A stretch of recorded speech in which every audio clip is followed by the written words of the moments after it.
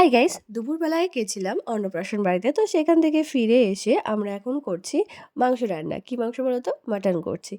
তো মাটন আমি করছি না, মানে বাড়ির ছেলেরা করছে। মানে দাদা, ২ দাদা বলল যে, "আজকে আমরা ছেলেরা রান্না করব, ছেলেরা সমস্ত কিছু করব।" তো যতই বলুক, তাও তো গুছিয়ে তো দিতে হয়। তো সমস্ত কিছু গুছিয়ে দেওয়া হয়ে গেছে। এই যে আমার বড়দা ভাই দাঁড়িয়ে আছে, ছোটদা ভাই দাঁড়িয়ে আছে। ওইদিকে মা আ উনুনটা জ্বালিয়ে দিচ্ছে। তো উনুনে রান্না করতে তো সবারই ভালো লাগে। আর আ যেহেতু গ্রামের মানুষ, যদিও বা এরা শহরে মানুষ হয়েছে, বড় হয়েছে, তাও মানে গ্রামে যে উনুনে রান্না করে এটা কিন্তু খুব মজার।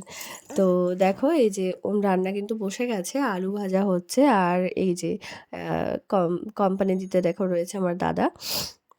রান্নাও কিন্তু কমপ্লিট, এমনকি খেতেও দিয়েছে ছোড়দা ভাই। তো বাচ্চা-কাচ্চাগুলোকে আগে বসিয়ে দেওয়া হয়ে গেছে। আর এই যে আমাদের ছোট জামাইয়ের খুব খিদে পেয়েছে। হ্যাঁ, রান্না করে খুব খিদে পেয়ে গেছে। তো বাচ্চাগুলো খাবে, তারপরে হচ্ছে আমরাও খাবো। যেহেতু সবাই দূরে, দূরে থাকে তো সেইজন্য একটা জায়গায় সবাই আসলে পরে খুব আনন্দ হয়। আর তারপর গাইস রাত্রেবেলায় যেই সবাই ঘুমিয়েছে আর কি না ডাকছে দেখো।